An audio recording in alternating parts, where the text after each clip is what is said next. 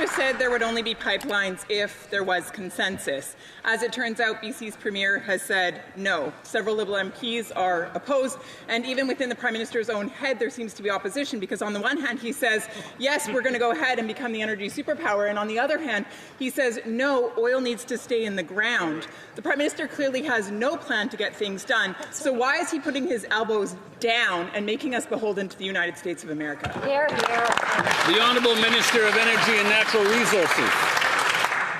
Mr. Speaker, what we saw on Monday were 13 provinces and territories working together to build the strongest economy in the G7. The premiers and the government are focused on building a strong Canadian economy.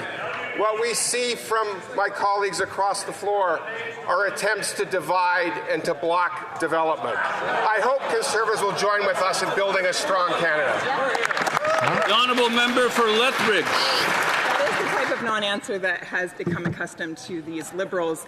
Grand gestures, meetings and press conferences will not get things done, even though the Prime Minister seems to believe that's the case. But what would move things forward, of course, is a plan to scrap Bill C-69, the No New Pipelines Act, a plan to scrap Bill C-48, a plan to scrap the job-killing oil and gas cap that exists.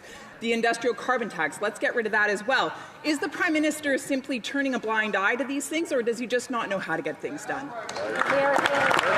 The Honourable Minister of Energy and Natural Resources. If my honourable colleague was listening to what happened in Saskatoon, the premiers and the Prime Minister have a plan to fast-track projects, to get projects done within 2 years, and to build the strongest economy in the G7. Why don't you guys get on? Why don't my colleagues get on board? The Honourable Member for Central Newfoundland. Mr. Speaker, no consensus. That's reality this week on getting Western oil and gas to Tidewater. There is consensus in Newfoundland and Labrador today, where the VOCM poll shows 74% agree that the Liberal oil and gas cap is an investment killer.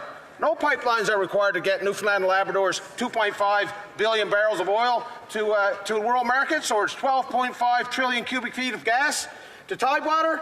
It's already there. So will the Prime Minister put his money where his mouth is and get rid of his investment-killing cap and bring prosperity back to the Atlantic Canadian oil and gas patch? The Honourable Minister of Energy and Natural Resources.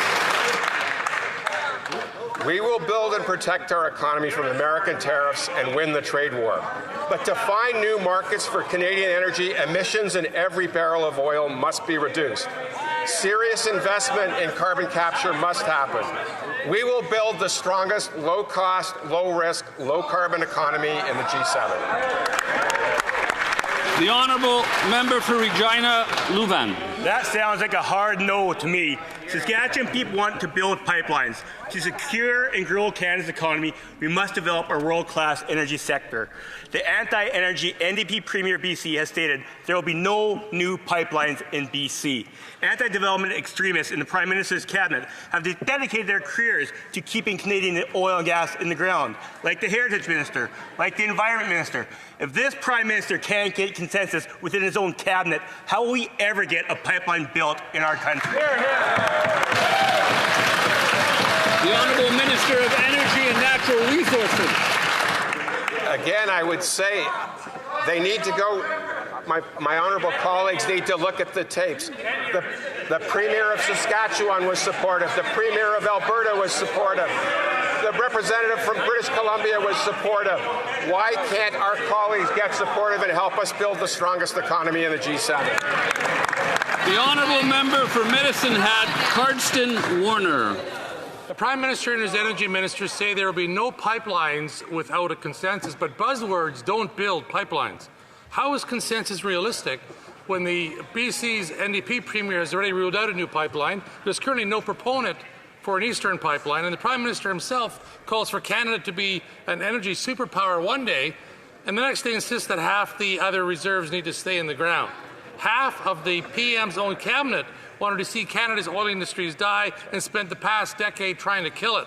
If the Prime Minister can't find consensus within his own cabinet, how does he plan to approve a pipeline? Exactly.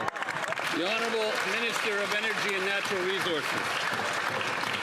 Again, we've answered this question.